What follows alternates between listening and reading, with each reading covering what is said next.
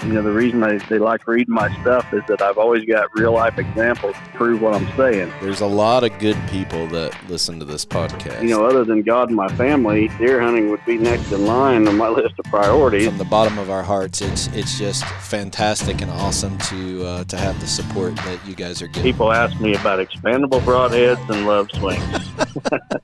Chasing Giants with Don Higgins and Terry Peer. Brought to you by Asio Camo, nature's most lethal camouflage. Follow along as Don and Terry discuss the techniques, strategies, and dedication needed to harvest one of God's most amazing creations, world-class whitetails. Well, welcome everyone to the Chasing Giants podcast, episode 181 with Don Higgins and Terry Peer, and special guest. He's not a traveling salesman, folks. He's a traveling hunter. Joe Miles is on with us as promised this week. We've been looking forward to this show, Joe. Thank you so much for being on with us. Guys, as always, it is absolutely a pleasure. I'm so happy to be back on and enjoyed talking with y'all earlier. So anytime I get a chance to hang with you boys in person or on a podcast, I thoroughly enjoy it. You must be hard up for friends. It's down here in South Carolina. It's tough to make them. Yeah. Well, I want to know how you pay this taxidermy bill there, buddy, because good grief, you're even hunting full time in the summer. You just got back from Africa. Tell us a little bit about this trip. Man, we had a great time. I took my son over there, and he had never been before. And, I worked over there for 7 years when I was younger. I did some guiding and hunting over there when I was a lot younger and fell in love with the place. And you're right. The seasons are opposite. Their June, July is their winter, which is our summer. And obviously, and so it's a great time to be over there. You're sitting around a fire at night. One afternoon I sat on a water hole and saw 9 different species of big game animals just coming and going. Just a magical place. And it really is a bow hunter's paradise. I mean, you got different critters, impala, kudu, warthogs, just in and out. And then you get to eat a lot of the meat. So just a great trip and a wonderful experience with my son. I loved every second of it. That sounds awesome. The memories is going to outweigh a trophy or something hanging on the wall every day of the week. I mean, that opportunity to be there with your boy. And my favorite picture that you posted that whole week was a big pile of crap that you put on the chair as cover scent. And all I could think about was, Don posted a picture of Babe today, and he's going to update us on Babe. I was just wondering if he had a big turd laying right beside him to cover up the scent so he could get video footage of him. What do you say, Don? Well, you know what? I wasn't going to tell that part of the story. But yeah, believe it or not, I'm sitting there in the weeds and a code brown kicked in. So I had the wind. The wind was perfect, so it didn't matter. I'm telling you could go work in a hog barn all day long and go hunting in the afternoon. And if the wind's right, the wind's right. And if the wind's wrong, the wind's wrong. And I proved it last night. I proved it. I tried to tell the tracker that I was with that this was absolutely ridiculous. And he refused it. And so he got some, it was Cape Buffalo dung and lit it on fire. And all it did was tick off the people I flew home with because my backpack was there. And I put it up in the overhead bin where the air conditioning units are on the airplane. Everybody from row 7 to 15 smelled like buffalo dung coming through. So that was kind of a highlight of that whole I cannot say I've ever done that. What about lighting it on? Did you light yours on fire there, Don? No, I'll tell you, I've got some really good code brown stories, but I don't think I can top taking one on an airplane. Yeah, that's the cake. I mean, at least you weren't in first class. You're back in coach with all the normal folks, so It's something, man. The eyes that were rolling and people trying to get away from me in that backpack. Did they actually know it was the backpack that was smelling, or idea? Some of them would look like they were fighting bees trying to get the odor away from them. man. You should have done that back during COVID when everybody was wearing a mask filter over their face. They wouldn't have smelled it as bad, I guess. Yeah, I don't know. I probably felt it just the dadgum same. Well, Don, let's talk a little bit about Babe. You saw him yesterday and got some really, really good footage. We want to tell everybody is it up on the Master Academy yet? And tell us a little bit about what you saw. Yeah, it is up on the Master Academy. Actually, I've got a cell camera in a little wood lot, and there's a licking branch off this pin oak tree that the bucks just hit like crazy. And that's where my cell cam is. And yesterday, mid-morning or so, I got a picture of a 4-year-old buck. He was on my place last year as a 3-year-old, and he put on considerable growth, got real long brow tines, and last year he had little stickers coming off the front of each brow and each brow tine, and had the same thing again, except they're a whole lot bigger this year. And I seen him, and I thought, well, I'm going to slip in there, sit on. There's actually a double crop soybean field that butts right up that little wood lot, and I thought I'm going to go, sit there. I know those bucks because there was another couple of younger bucks with him as well. I thought they'll be coming out into those soybeans in the evening. So I got there and I bumped a doe going in, but she didn't blow or nothing. She just kind of trotted off across the beans, and I got set up. And then, I wasn't there in no time, and the deer were coming out. And then the big one come out, and I was looking through some weeds, so I figured it was the buck I had pictures of yesterday morning. But I got my binoculars up, and I could see that it was Babe. So then I started messing with the camera and everything, but got some really good video footage of him. I bet I got at least 10 minutes of video, and then for some reason these bucks kind of spooked. There was one crazy little 1.5-year-old buck that I couldn't even see. He was out of my sight, and there's no way he could see or smell me either. Unless the wind was swirling and that code brown made it over to him. But anyways, something spooked him. He went running by the big guy, and the big guy followed him, and they went around the corner, but they didn't vacate the field.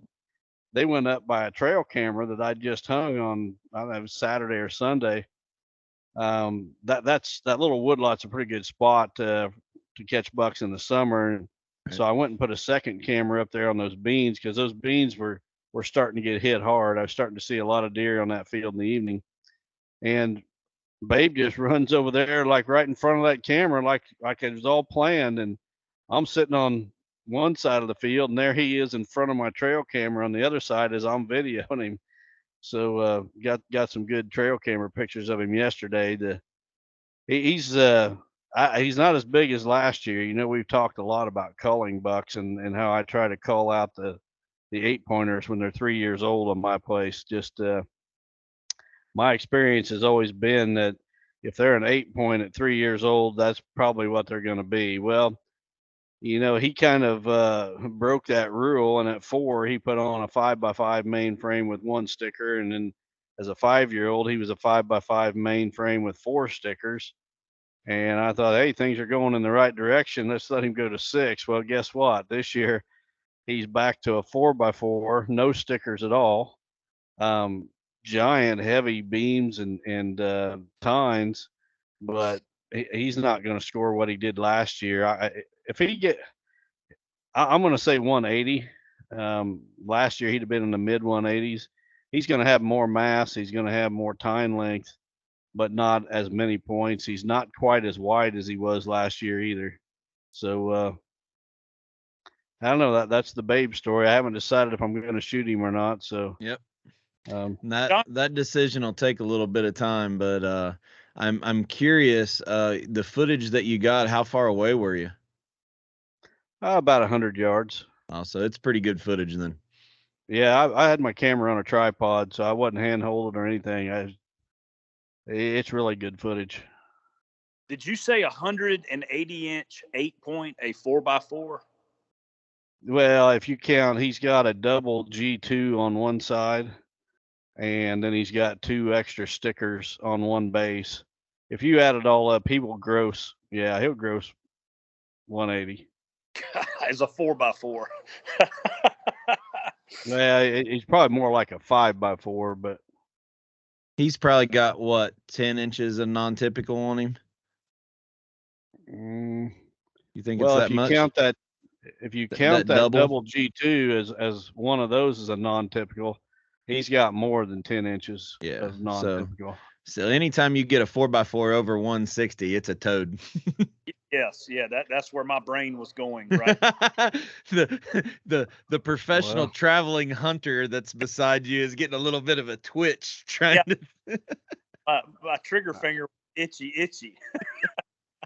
I've actually got another true 4x4. I mean, he don't have any stickers. He's clean, and I bet he's going to be 170. Oh my, pretty easy. That's a giant buck. He showed me a picture of that one a while back, Joe, and I was like, "Whoa, nothing." He's 5 years old. He needs to go. He's got to go this year. The trigger finger on Mission Whitetail just raised up as a volunteer, I'm sure. Oh, y'all can't see my hand, both up over my. Well, to follow along on the story, I think, Don, you're planning on continuing to get footage and mulling out the situation through the summer before you decide what to do. And to follow that along, I think go over to the Whitetail Master Academy and check that out.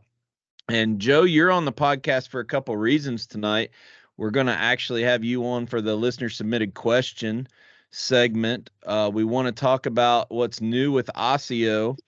But before we do that, we got good news. We just got a shipment of Asio hats in, just like this one here. And they're going to have Real World Wildlife Products logos on the front. We'll have those on the website coming up this week. And here within a couple weeks, we'll have Chasing Giants logo. So thank you so much for allowing us to put our brands on Asio Camo. It's so awesome that you've given us some of that freedom to represent you and all the hard work you guys have done over the last couple years. Man, I appreciate it. No, it's an absolute pleasure to get the hats to you guys and use them how you want, and hopefully the guys that get them will like them. I think they turned out great. I got to speak when they came into the warehouse, and man, they look good. So I'm sure the guys are going to love them. Yep. So we got a bunch of Real World Wildlife Product logo ones that'll be on the Real World site, and then we'll have them up here shortly on the Chasing Giants website. So make sure you check those out and support Joe Miles and Asio Gear a little bit. It's dude, the support that you've given us, not only for the podcast but also Lester's Feet, it really does mean a lot to have you in our corner as much as you are. Well, it's so mutual, guys. You know, it always has been since absolutely day one. When you find good people in the industry, you got to lock your talons in and keep growing and doing things together. And so I just appreciate, having had the opportunity to meet y'all and work with y'all and grow. It's just been a blessing on my end for sure. And the real thank you, I guess, really should go out to all the listeners who have gone out, and everywhere we go, they're wearing Asio Camo. I think it's the most popular camo out there right now. No matter where we go, people got Asio on it. So I guess the big thank you needs to go to all those people listening to the podcast that's gone out and bought it. It really does. I appreciate it. It's to say humbling, that's the wrong word, but to go from an idea of walking in the woods and figuring out what we wanted to do with that ambush predator camo, and then seeing people that I've never met, not friends and family, but people I've never met wearing it. I mean, it's a wow factor. It's humbling. It's a blessing beyond anything that I could ever have imagined. And, it's been a lot of hard work, and it's you guys have certainly helped a tremendous amount spread the word. And I just am so appreciative for our customers. And, we work hard to do everything that they need and build stuff that's going to help them. So, that's kind of our mission. And I think the other thing that, Don and I are very blessed, and Don can speak to it if he wants, but Don and I are very blessed to have such a great following inside of the Amish and Mennonite communities. And one thing that you did different that no one else did in this industry when it comes to garments is you actually prepared a pathway for our Amish and Mennonite folks to be able to order it, whether it's putting order forms in the Busy Beaver magazine or being able to call in. You know, that was another level of service that you had to put a little bit extra work, time, manpower in, but really connected to some of those followers that have been just so good to Don and I over the years, right, Don? That's absolutely right. I, the people that we attract with this podcast, this is not going to come as any surprise after last week's political rant, are the salt of the earth people. Terry and I have already run off all the knotheads. Everybody that has left is great, and our sponsors are the same way. And I think most of our listeners are like me in that they want to support good companies, that are run by quality people with integrity, honesty, high character people. And Osseo fits that bill. And, one thing that I can share with you, Joe, is if you look at the pictures that we take at my whitetail master class, every year we go out on the property tour and we stop in front of the smoky blind and we take a photo. If you compare the photos from the classes this past spring to this previous spring, the previous spring, I don't know if there hardly anybody in Asio. This year, I'm telling you, it's Asio everywhere. And, those are the good people that don't get mad at my political rants and run off and cry. So those are the people we want wearing it for absolutely. Yep. Well, Joe, I've seen a couple social media posts this week about Asio 2.0. And why don't we just instead of doing an Asio commercial segment this week, why don't we just dive in a little bit to explain to the listeners, whether they've seen this marketing campaign or not, what does Asio 2.0 mean, and what do you got cooking for guys getting ready to get suited up for fall of 2023? Absolutely. So 2.0, we try to follow the textile technology as close as we can, just like, you guys do with the seeds and, the NutriCrave corn, and the way you guys just stay on top of or feel the pulse of technology.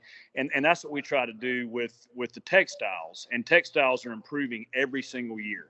And so we've got a blend now of a grid fleece outer fabric and a higher pile fleece. And what we did, and not to get super technical here, but when you have a real high pile fleece, and what I mean by that is like that Berber fleece, that really thick fleece that catches all the burrs and all that stuff and irritates guys, but it's really quiet. What happens with that is you have to wet print it. And when you wet print that fleece, it makes the definition of the camouflage deteriorate. It soaks into those fibers and you don't have the vibrant camouflage. So what we did is on the 2.0, the face of the garment, everything that's going to be facing the deer, we took the pile as far as we could take it and heat transfer printed it where it would still take the high definition of the camo. And then on your moving parts, like under your armpits and on your back that might be brushing up against trees, or when you're drawing your bow, we used a higher pile Serpa that is wet printed. So we call it our panel system, where everything that's going to be facing the animal that needs to have the really good camo, we kept that with high definition camo. Stuff that's not really going to be seen as much and could cause noise, that's where we put in the quietest fabric we could develop. So that's kind of the face fabric that's going to be on the bibs, the jackets, the vest, and the face fabric and the back fabric. And then also we've got a patent pending new collar design that's going to be on all of our jackets and all of our vests. And I don't know about you guys, but over the years with just about every brand out there, I would take the vest collar, when it was kind of unzipped, or the jacket collar, and I'd fold it in, into my neck, because when I drew my bow, my anchor point would be weird or I'd get string interference. And I just got tired of that. And I said, you know what? We're going to scallop this collar down. We're going to keep it really high in the back to keep the wind off and keep you warm. But when it comes around to the front, we scalloped it down, below your Adam's apple, basically. So it's completely out of the way. You can get a repeatable anchor point and you have no string interference. And, all these are small things that we're talking about, really minute, but man, they can make a difference. I'm sure there's some of your listeners, and I bet we get comments on this podcast that have hit their vest or hit their jacket collar, and it's caused the arrow to fly off weird and hit the deer bad or miss the deer. So we have completely alleviated that. So that's kind of the technology that's gone into the 2.0. And then we've got some new products. Terry and Don, if y'all want me to, I can kind of dive into what's going to be new. Yeah, we want you to definitely do that, but I got just a couple questions about this panel system. So, one of the great things about fleece is, like you said, how quiet it is. But the burrs on the bottom half of your legs just drive you nuts, and the harder the soft shell is, the louder it is. The idea of somebody putting the soft stuff on the back where your back is rubbing against the tree or the tree stand seat is genius. And I don't know why anybody's done that yet. You told me about these small changes and improvements at ATA this year, and you said don't talk about it to anybody because somebody's going to steal it. It'll be on every other camo pattern within the next year. They'll go and release it next year, and you wanted to keep it a little bit close to the vest, so you had more time to get your product line out, and they couldn't copy it as quick. But man, I'm telling you, for the last 6 months after you told me that, I'm like, that's a testament to everything about your camo, where the pockets are, how the cuffs are, the lengths of the sleeves, every single, the little covers over the bibs buckles so they don't make any noise. That's just another testament to the attention to detail that you as a tree stand deer hunter are putting into these garments versus people crawling around the prairies of Colorado, and there's nothing wrong with those camos. They're just built for that, or to use in Africa. And yours is the only one that, from the very basic design principles, are to set in a tree stand. And that's what's so special about it. Well, thank you. Yeah, we've worked hard at it, and like y'all, I spend a lot of tree stand hours sitting there mulling over fixing all the world's problems. And the last few years, I've really focused on hey, how can we make this better? How can we make it quieter? How can we make you stay in the stand longer and be more lethal? And that that's what we think about basically all day. Well, when you hunt 26 states, you spend a little bit more time in the tree than Don and I. I see a real correlation here with how Asio operates and how Real World operates, because what other camo company has a hunter as serious as Joe as the founder president? I mean, this guy's using this stuff. The reason that he wants it, the reason he finds these little changes to make is because he's in the tree all the time to give him an improvement of a garment of something that's not there. Yeah, it's the same way with us and our seeds and nutrition products. We're using them. I mean, we're using them ourselves. We want the best. And it's the same way with Asio. You're using that. You're wearing that your own camo to the woods. The problems. You want to correct them because you want the best chance of success. Yeah, and I think without a doubt. Yep. Yeah, I think we both also have some core values that are the same, and we're not going to buy celebrities to just say that they use it because of using it. We want to get it in the hands of people and have them look at it, have them feel it. The grassroots marketing of both of our companies is so parallel. It's a wonder that we're really strangers up until a couple years ago. There's so many parallels. It's really neat.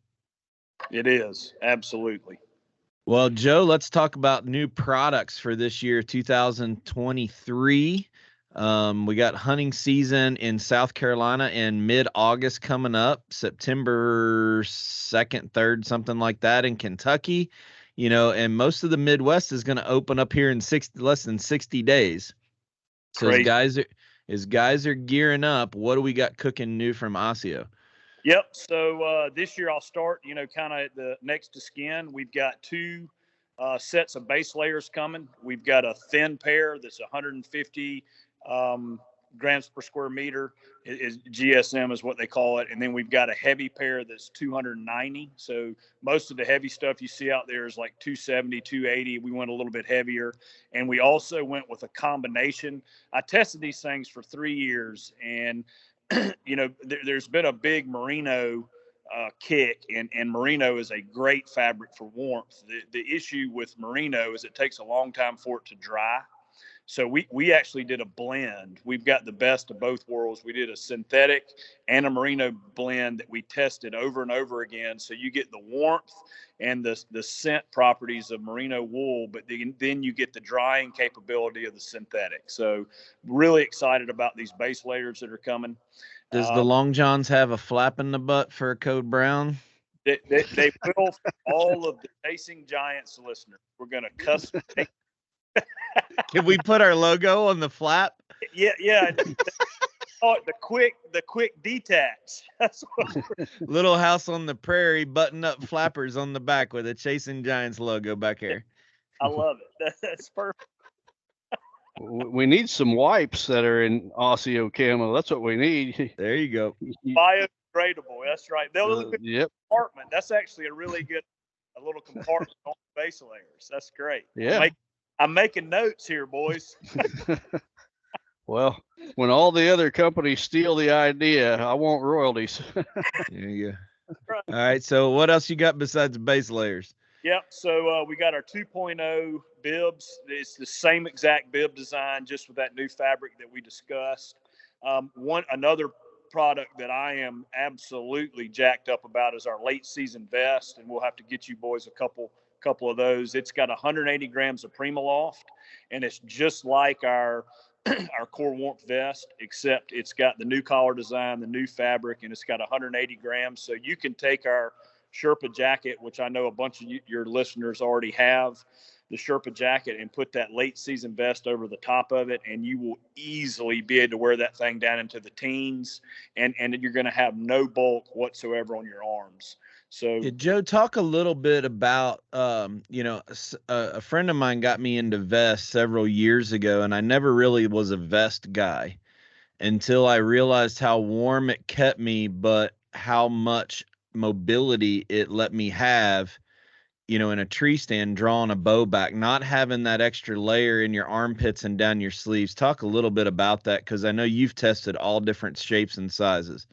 Yeah, it's super important. So what people don't realize is their hands and feet, when they get cold, most of, not all the time, but most of the time, the reason that is because their core got cold, and the blood sucks in from your extremities to your core to keep your core warm, because that's your body's natural instinct, is to keep your core as warm as humanly possible. That's where all your organs are. And so the blood starts to leave your fingers and toes, and those are the first things to get cold. If you keep your core super warm, then your hands and feet are going to stay warmer. And so that's why having a good base layer, having a vest on, a core warmth vest to keep that core warm, is so important when it gets cold. And then absolutely, you can put on a great big heavy Michelin Man jacket and go out and shoot your bow, and then you can put on some sleek sleeves and a thick vest and see the difference. I mean, it's night and day. And again, that's what we're trying to do. And we'll probably eventually come out with something that's got some super tapered sleeves. But as technology increases, as long as it's got the windproof barrier and insulation properties, we can do that. So right now, that late season vest and the Sherpa jacket is going to be an awesome combination for when it's cold. Yeah, absolutely. Okay. What else? Yep, we've got let's see, we got the base layers. We've got a non-metallic belt. It's actually something I learned from some of my SEAL team buddies. It's a belt that comes around and doesn't have a buckle. It's got Velcro on the front, and don't let the Velcro scare you away, because once you lock it down, it's not moving. So in the mornings when you put your belt on, it's not going anywhere. And once again, it's a small thing, but if you got binoculars hanging down there or a grunt call and it hits that metal buckle, or you got your pack wrapped around your waist and that pack buckle is hitting that metal buckle, you don't have any interference with that whatsoever. So once again, it's just a little small improvement that could help you. So it's a pretty neat belt that we've got coming. We've also got the compact new backpack. Unfortunately, again, and this is a terrible problem to have, but I got a feeling before the season starts, we're going to be sold out of those dadgum things. You better put one aside for me. Yeah, I've got a back, but we've been talking about this for a while. Yeah, I'm super stoked about this. Yep. So we those will be in should be the middle to end of August, and we've got them on pre-order now, and they are flying off the pre-order quote unquote shelves. So we've got that coming. We've got a hand muff that's got the 180 grams of Primaloft, and it's windproof, and we've got the same fabric designs on the front and back, and then we've got our silent sleeve over that buckle as well. So those Don, are the. Do you wear a hand muff thing? Have you ever worn one? No. Do you wear gloves? Oh yeah, I do. Okay. I wear gloves. I put them in my pockets. That's what we've got coming. So we've got the base layers, the 2.0 on the jackets and vests, 2.0 on the bibs. We've got the backpack. We've got the belt. I'm trying to think if I'm leaving anything out. I think that's it, boys. I think that's everything. All right, Joe. Well, if people want to get a hold of you, obviously the best place we need to go is to the Asio webpage, and I'm sharing that on my screen right now. And I love the look of the new website. Very simple, but awesome, awesome design, very eye appealing. But if people don't have access to the internet and they're listening online, why don't you read off the phone number of where they can go to give a call into the office to do business with you? Yep, they can. It's a toll-free number, and it's 1-888-544-7150. Again, 888-544-7150, and it really will be me, Cole, or Lucas answering the phone. So we're right there basically every day, unless we're in the tree. Well, that's every day for you. Well, yeah, but I that's why Cole and Lucas are there, so we're good to go.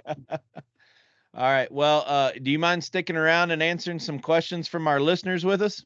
No, absolutely. Thank you very much. All right. We're going to take a quick break. Don Bailey is with us for a very interesting property at buyafarm.com, and we recorded this earlier, and the pictures look phenomenal, but it's not on the website yet, and you're going to want to check this out. So we'll be back after our episode of buyafarm.com. Buyafarm.com is your source for farm, recreational properties, rural homes, and more. Now, here is Don Higgins with this week's featured property.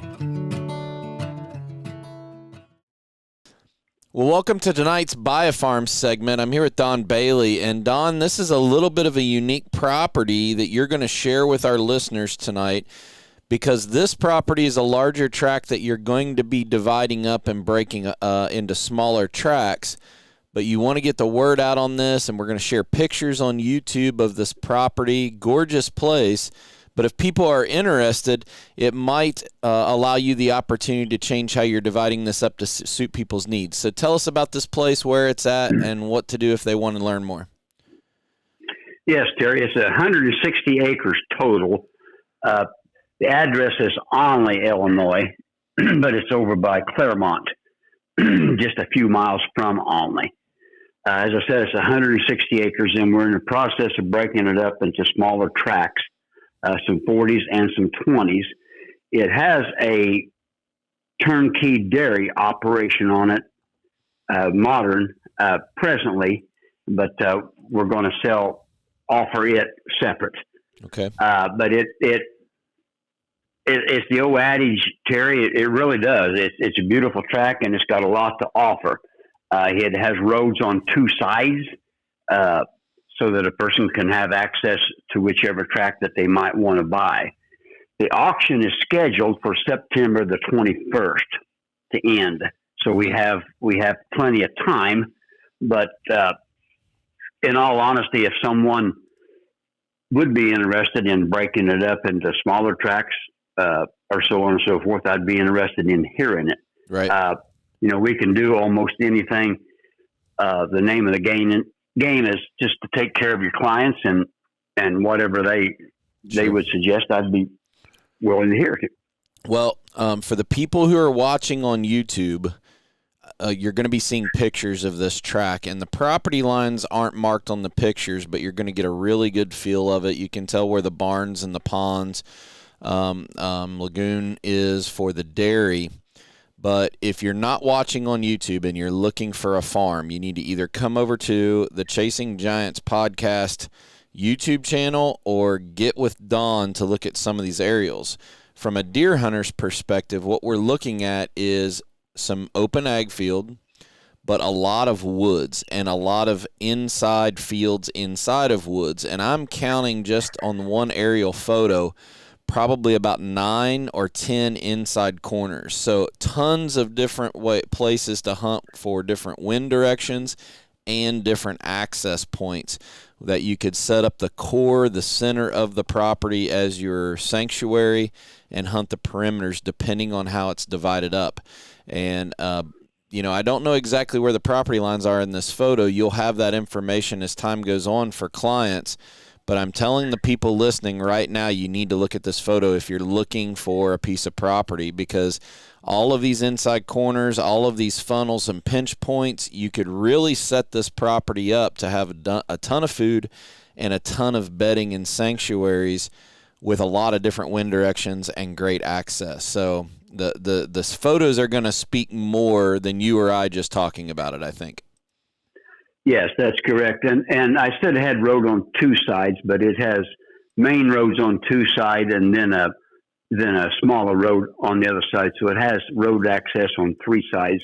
And also, Terry, I don't have it on there, but it has a drainage that winds through the property. Mm-hmm. So there would be several opportunities for a person to put in some additional ponds, sure, or lakes and so on and so forth. Yeah.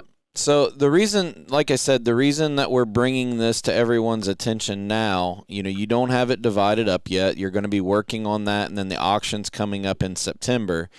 But if people see this photo or they're listening to us and they get a hold of you, you might be interested in a big track. You might be interested in one of these inside fields because there's 3 roads that go around it.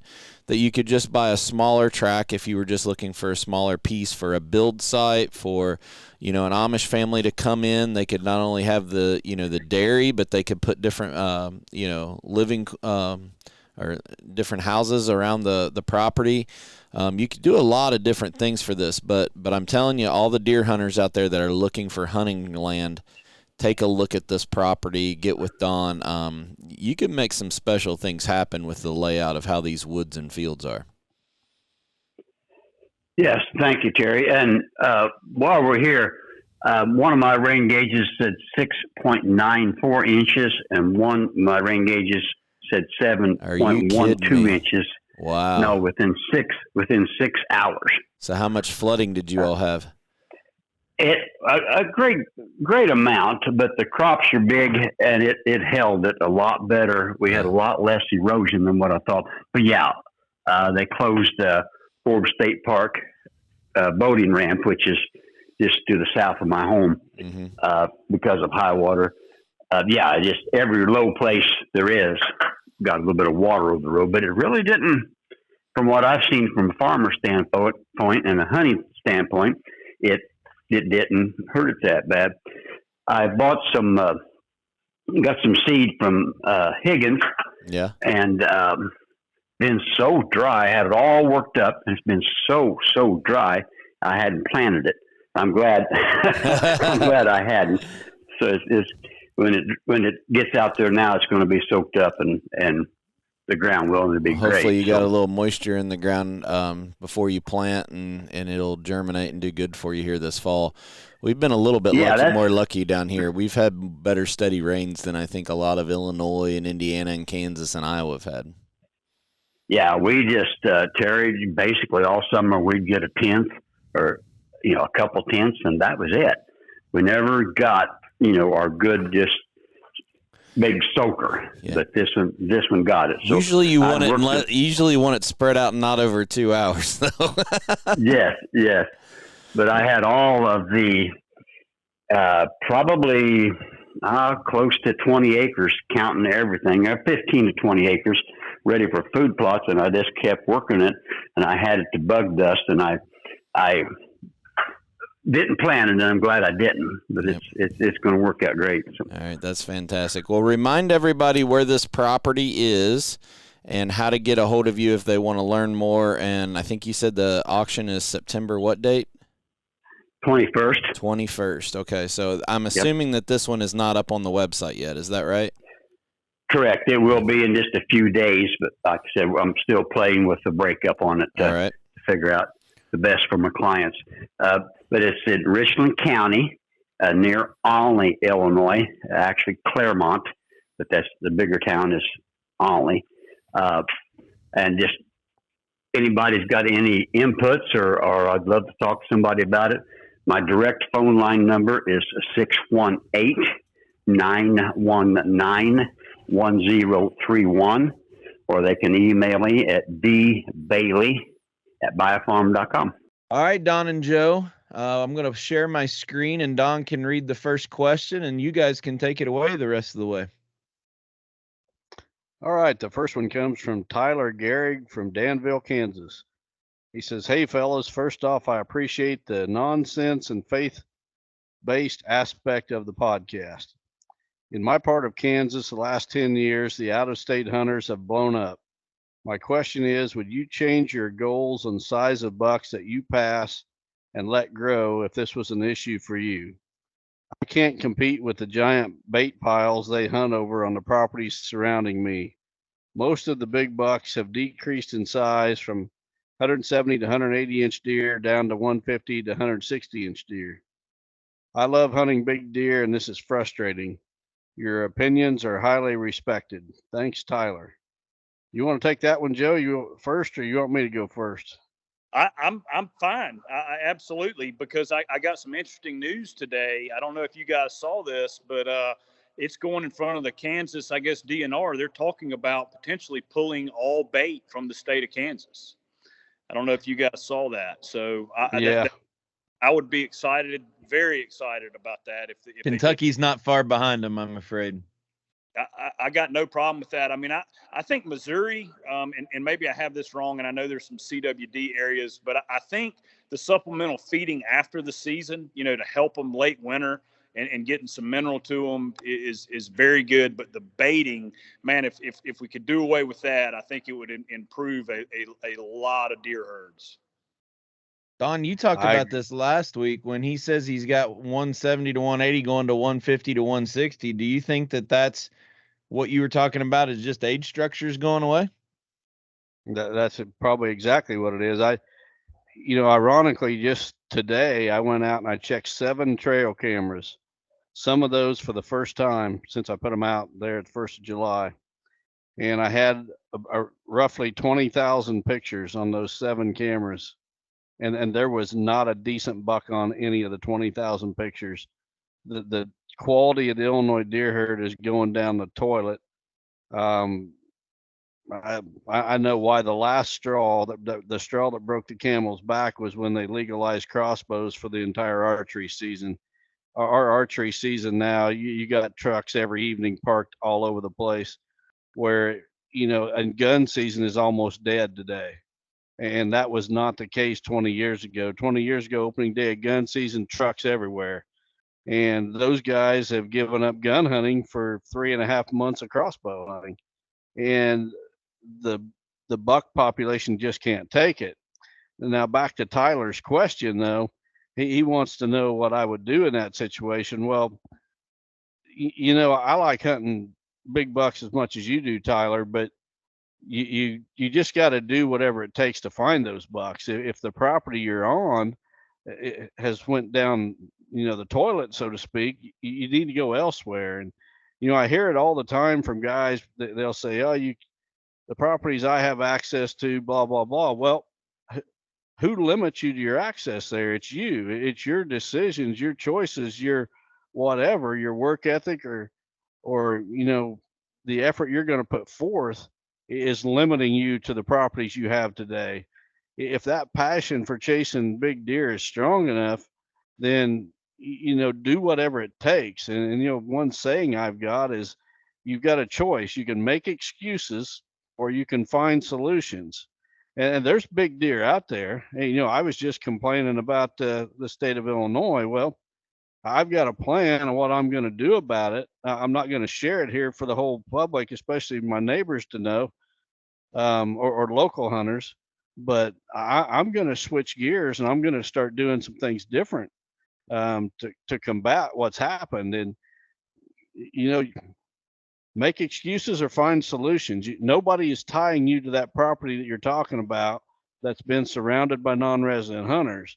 You're not tied there. Nobody's forcing you to hunt there only. Go wherever you need to chase the caliber of bucks that you desire. Anything else, Joe? No, I just I could not agree. I mean, that was exactly what I would say. I mean, I live in South Carolina. And that this is your life, right? Yeah, it's my life. And if I just stayed pigeonholed and kept blinders on and hunted right here in South Carolina, I'd have a whole bunch of 115-inch, South Carolina swamp bucks, and they are fun to hunt, but I would have no 170s, 180s hanging on the wall. I get in the truck and do crazy stuff. I'll drive, 8 hours to cut on one trail camera on one 10-acre property, when it's time, and turn around and drive right home. So it is the work ethic, and that is absolutely across the board what separates the guys that really get it done over and over, regardless of who they are, where they live. The guys that kill them every year are the guys that work the hardest. No doubt about it. Amen, brother. Amen. Yep. All right, Don, how about the second one? The next one comes from Jeff Sparks from Macomb, Illinois. He says, Don and Terry, thanks for a great podcast, and more importantly, the kingdom work you are doing. In the last podcast, you mentioned having Joe Miles on this week and questions for him.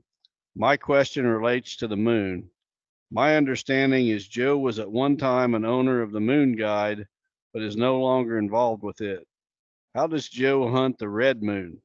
It seems like Joe has a hunting trip every week, and only a small percentage of those hunting trips could be related to the red moon. So how does Joe use the red moon in the real world?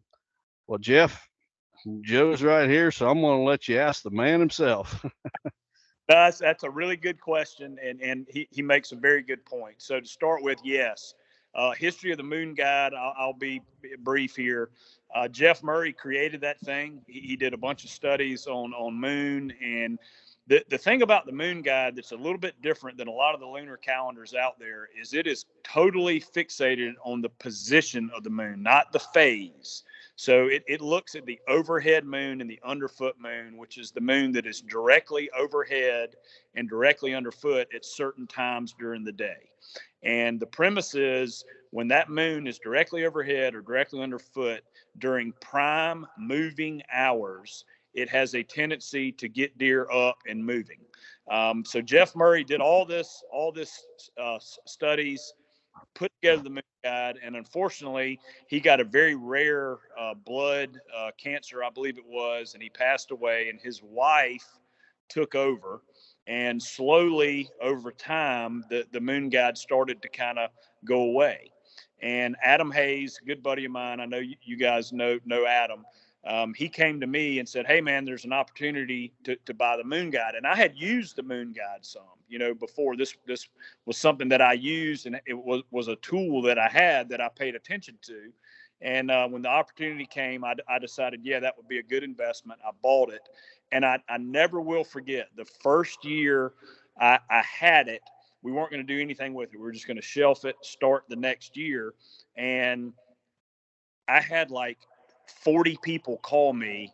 They found my number by calling Cabela's because it was sold in Cabela's. And then it was the Cabela's directed them to Jeff Murray's widow, and then she gave them my phone number. And so I said, you know what, we've got to print, 1,500, 1,600 of these things. We printed them. We sold them all. They're the little dial, the data wheel dials. And that's how it resurrected. We really built it up for 3 years. And then I actually ended up selling. Adam and I partnered on it, and I sold my half of it to Adam, and now he runs it completely himself. So the Moon Guide is all Adam's now. As far as myself and how I hunt, look, guys, if the weather's right, I'm hunting. The only time you're going to catch me sleeping in or not hunting during deer season is when the wife is super angry, and she happens to be really cool and really laid back. So that doesn't happen a whole lot. And I've been doing this nonsense since we started dating when we were 18. So she's very accustomed to my craziness. So I'm going to be hunting when the weather's terrible. And what I mean by that is hot. When it's really hot, I might take a day or two off or come home and reset the batteries. So I'm going to be hunting. But I do look at the Moon Guide. I do like to know when those red moon days are, when that overhead moon, underfoot moon is, because that might be a day, especially in that pre-rut, that I might bounce into one of my better spots. Weather trumps pressure trumps everything. Then in my mind, pressure trumps everything, then weather, and then the moon can have an impact in my anecdotal experience over the years. And that really has to align where you have low pressure, great weather, and then you get an overhead moon in the afternoon in late October. That I've killed some big deer on those days. So talking about the pressure, what specifically are you looking for with that barometric pressure, Joe? Well, I was talking about your favorite saying, human intrusion. Pressure. Oh, human hunting pressure. Human hunting pressure. Yeah. Okay. Yeah, everything. If you've got a property that's getting blown up, it doesn't matter if you have a great moon. It doesn't matter if you have great weather. You're out of the game. So I would say that trumps everything, followed by weather. Cold, barometric pressure, wind, all of that, and then the moon. That would be kind of how I look at it. I would agree with that 100%. All right. Well, I think this next question comes from somebody that's just down the road from me in Owenton, Kentucky. So, yeah, Tom from Owenton, Kentucky says, Don and Terry, I was curious what your opinions are on deer cooperatives working closely with neighbors. I'm torn between reaching out to my neighbors to try to elevate the class of bucks everyone is shooting, i.e. trigger finger management, or going with the lone wolf approach. I'm in the hill country of Owen County, Kentucky, and worry that if the neighbors realize I'm working to produce mature whitetails, that I will have increased pressure on my borders. Maybe I'm better off having them tag out on the first yearling or 2.5-year-old, be out of the woods before a big boy shows himself. Thank you all for sharing your knowledge. Well, Tom, I think a cooperative can be a great thing as long as everybody in the cooperative actually follows the rules. And from what I've seen and I've never been a part of a cooperative, but I've got a lot of consulting clients that are supposedly working with the neighbors, and then I get the text, I passed this buck 2 weeks ago, and guess what, my neighbor who agreed to let that buck walk ends up shooting him. I hear them stories every single season, and you're right on the money. A lot of times all you're doing is letting those bucks go to your neighbors.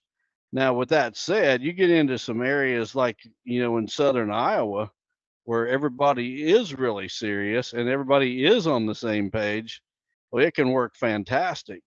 But I think even in those situations, there's a couple of things that you're dealing with. First of all, in a situation like where I'm at, where there's hunting pressure around, but it's not right on my border, I know when my 3-year-olds leave, if somebody gets a chance, they're probably going to get shot. But I'm isolated enough that I can protect those bucks to some degree. There's going to be a certain percentage of them that are going to survive and going to move on to older age classes. And that's the type of situation, where being the lone wolf, as you call it, actually works out. When you get into an area where every farm is trying to grow giants, it becomes a whole lot harder for you to set your property apart from your neighbors, because to one degree or another, your neighbors are all doing the same thing you are. They're all putting out big food plots. They're having a sanctuary on their property.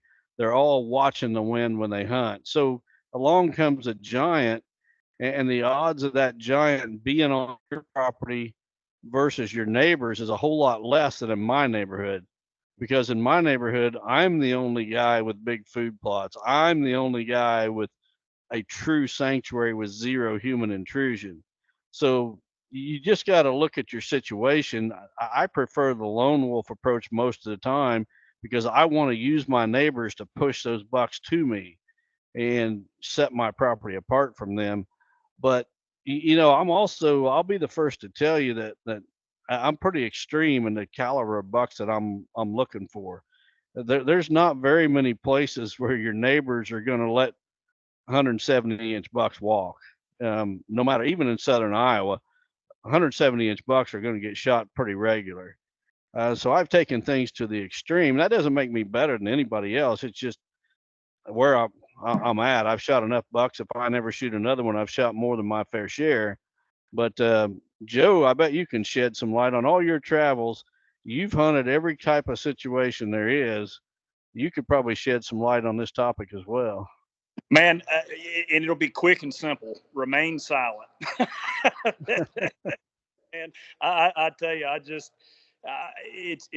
I've lost properties. I've been rooted out. I've had guys come in and come in right behind me or before I get there. I mean, it just the quieter you can be and beat to your own drum. I mean, if you are one of the rarities and you have really good neighbors that are going to do exactly what you're going to do, then good for you. But man, oh man, that's got to be hard to find. So I guess my opinion or advice, if you will, would be remain silent, go the lone wolf route, and keep everything to yourself.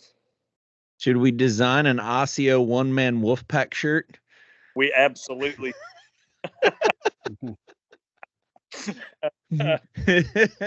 The one-man wolf pack once hunting season. Yeah. What's the old saying that a buddy of mine said? I'll post pictures of it when he's in the bed of my truck or something like that. Until then, I'm not posting pictures of anything. Without a doubt, man. These guys that post all their velvet pictures and trail camera pictures of the deer they're after and everything, it blows my mind. Blows my mind. Well, I do it some, and it actually works to my benefit because I know that the more pressure I create around my property on surrounding properties, that it's going to help my place because I know enough to stay out of my place. You have a bigger buffer than most people do. That's absolutely people, right. Yep. Most people don't have that buffer. You're talking about a 2-mile, 3-mile buffer in most of the directions. We got people sitting on the fence post. You're exactly right. That isolation of a hunting property is so huge, and I did not realize it when I started, but it just fell into my lap, and it's the only reason I've been able to do what I've done is because of that buffer that surrounds my place. All right. Good question. The next one comes from Justin from Wild Rose, Wisconsin. Says, thank you, Don and Terry, for sticking to your Christian values in today's world. Can you both please go over guesstimating a buck's age without having previous history with them? I know it is very difficult to do so. I haven't had cameras out for several years and would like to break into the 4.5-year-old bucks and up. I have cameras out now to start to gather history from here on out. Thank you and God bless. Well, Justin, the reason that I picked your question is that this time of the year, my phone absolutely goes berserk with text messages of guys sending me pictures saying, how old is this buck? How old is he?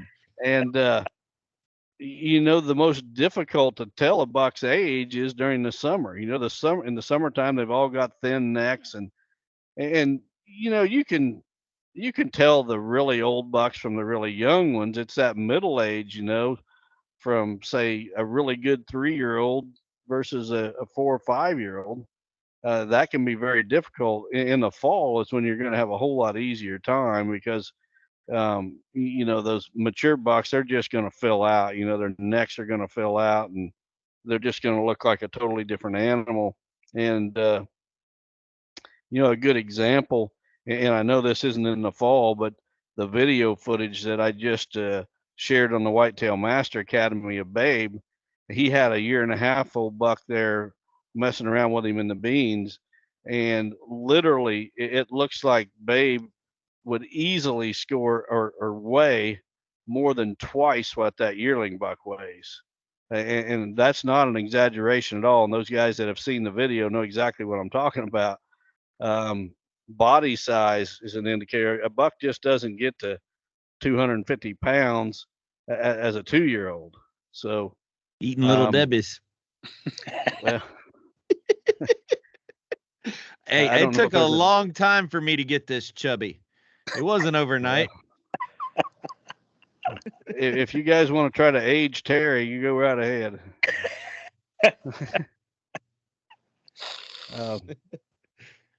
I don't know, Joe. You've seen as many wild bucks as I have, and you've seen them over a whole lot more geography than I have. So maybe you can shed some light on this. Don, I think you can tell the yearlings, the 2-year-olds, but I think when they get 3 and up, I've heard you say this before, and it's 100% true. It's like people. You get a big fit superstar that's maybe only, in deer's age, a 4-year-old, and then you can get one that'll, is short-legged and, not as thick, and he might be a 6.5-year-old. So unless you have, in my opinion, unless you have, a lot of history with the deer, when they get past 3, it's so hard. Is he a 4.5? Is he a 5.5? Is he a 6.5? What I look at there is 2 things. Is he mature? Is he not mature? And for a guy that's not doing the upper tier management, man, if you like the deer and you think he's mature and you're after a mature deer, man, have at it, right? I mean, I can't tell you the number of pictures I get from guys in South Carolina that send me deer and say, hey, do you think this one's old enough to shoot? And I'm like, well, how many 120s have you shot? None. Mm-hmm. What are you doing? Our rifle season comes in August 15th, goes to January 1st, and you can shoot $5. These guys are bow hunting, sending me pictures of mature 120-inch bucks and going, do you think he's old enough? I don't want to go on a rant here, but man, if that, your priorities, what are your goals? What are your priorities? And if that deer fits them, who cares what anybody thinks or says? If you're happy with that deer, man, that's what it's all about. Let the air out of it. Absolutely right. So Joe, we've all three been around. We've all three been around long enough to see this change in the deer hunting community where it's about age, not score. We've all heard that. It's all about the age. Well, that's a bunch of garbage because I'm telling you, if a hunter's sitting in a tree and he's got a 2-year-old out there that scores 130 and he's got a 6-year-old that scores 120, guess which one he's shooting? He's shooting the young buck every time. Every time. That garbage about the age. And so now we've got all these deer hunters that are so worried about the age of their buck. And Joe's advice is spot on. If he makes you happy, you shoot him. Don't worry about when his birthday is. Who cares? Yeah, that's right. So, Joe, what about repositioning your trail cameras to get a little bit different angle where you can actually measure the distance between the butthole and the bottom of the scrotum? And the longer that distance gets, the older the buck is.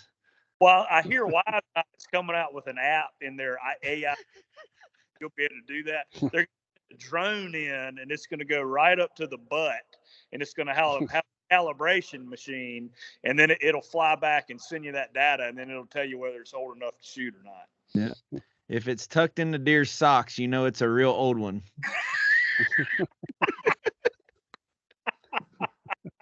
Yes, ancient. Shoot without question. All right. We just had that one, Terry. It should be loading now. Okay. Next one comes from Garrett Stoops from Ashland, Ohio.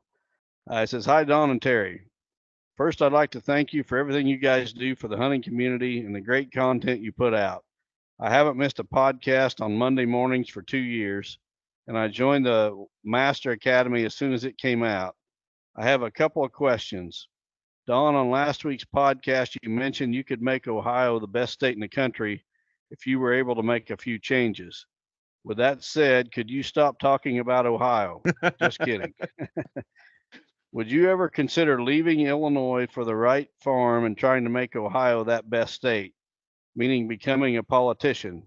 Or better yet, I think the campaign would be Trump Higgins 2024, and you could change a lot of things around the country. Well, Garrett, I'd love to be king for just a week because I would change the world, believe me. Question number 2. You've said in the past you should be able to get all the bucks on your property on one camera. Is that based off an inside corner camera placement, a rope scrape, or a mineral site? Could you explain this trail camera location? I'm probably not the only one not getting all the bucks on camera, or even more than just a few. I don't even think I get them all with multiple cameras. Thanks again for all you guys do. Good luck chasing Babe this fall." Well, Garrett, your first part about me selling out in Illinois and moving to Ohio, I'll tell you what, if you get the Ohio DNR to hire me as their deer manager, and I have the power to make any change I want to the Ohio regulations, I will seriously consider moving to Ohio. That's what it would take. I'm not He moving there didn't the way say it is. sell his farm. He said move. Yeah, I'm not going to sell my Illinois farm. There's no way I'm selling my Illinois farm. There So would the be other no question- reason to move though.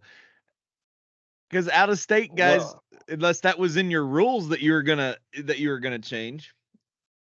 Well, I wouldn't care what state it was. If I could be in charge of any state in the Midwest, in 5 years, that state would be number one. But anyway, that's never going to happen. So let's move on to the second question, about getting all the bucks on one property on one trail camera. And this is a perfect example. And this is the whole reason I picked this question. I'm still learning as much as anybody. My goal every year is to be a better deer hunter at the end of the season than I was at the beginning, so that the next year I'm starting out better than I started out last year. And I continue to learn some things. And just this past winter, I had a situation on my farm that I would never have believed possible. And my son-in-law and a friend of his were hunting here, trying to shoot some cull bucks late in the season. And they'd come in, and a lot of times I was gone consulting, but I'd talk to them on the phone or whatever every evening.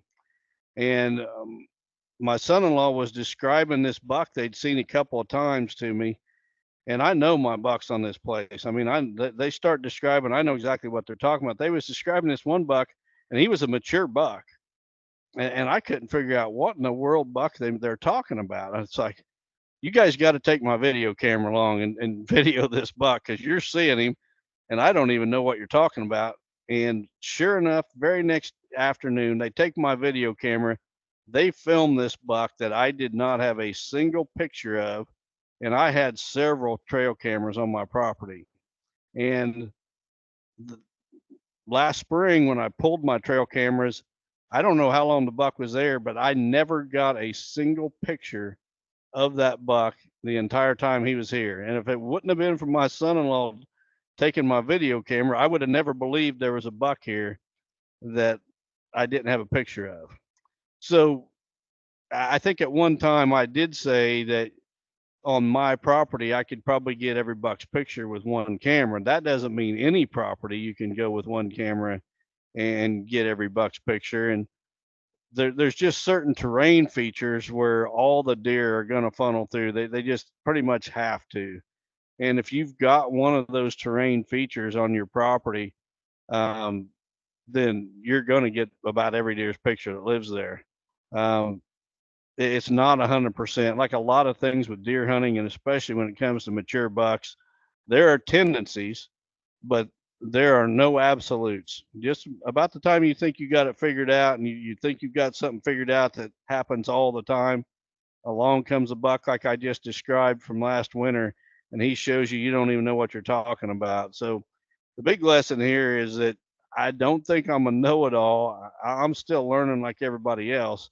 I've got a lot of more experience than probably the average deer hunter, but I'm still putting the pieces of this puzzle together, and I don't think any of us are ever going to figure it out.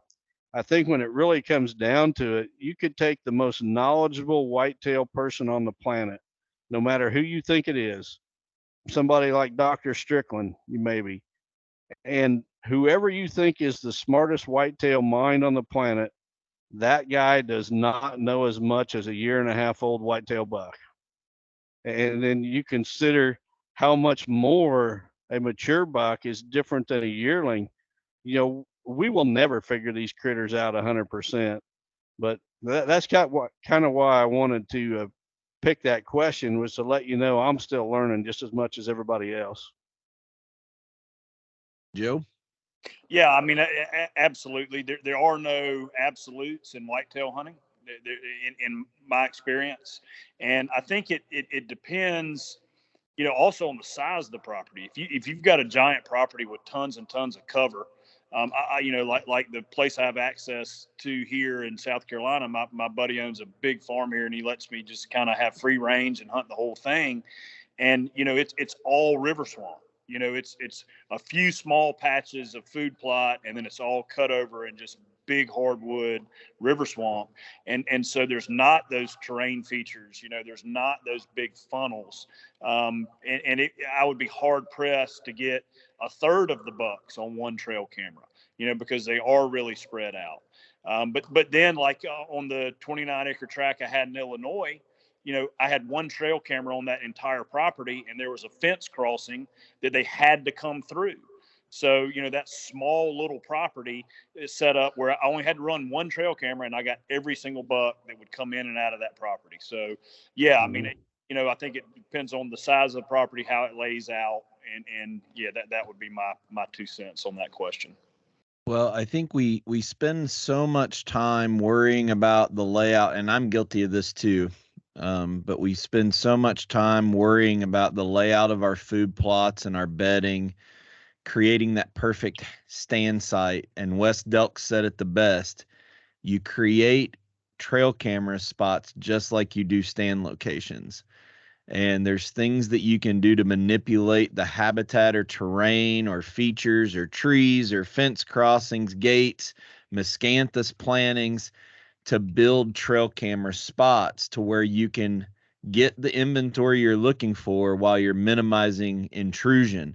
And I've seen this on Wes's plans that he sent to people, is he spends as much time building trail camera locations while everybody else is spending all their time about their stand site. And I think it's a really valid point that if we put as much time into our trail camera location versus our stand locations, we could have a better spot.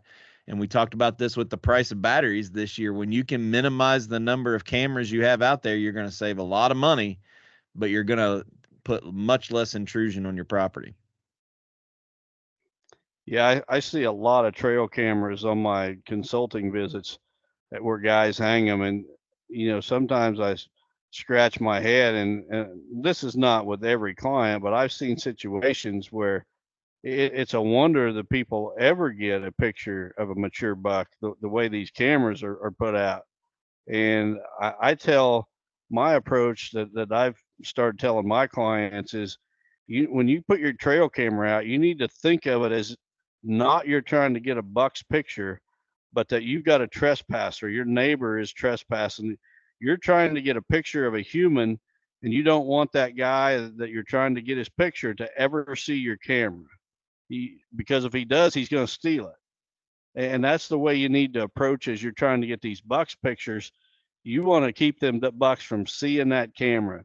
And I'll go right back again to the video I got last night, when I was filming Babe, and that group of bucks spooked, and they ran across the field, and they ran in front of my trail camera.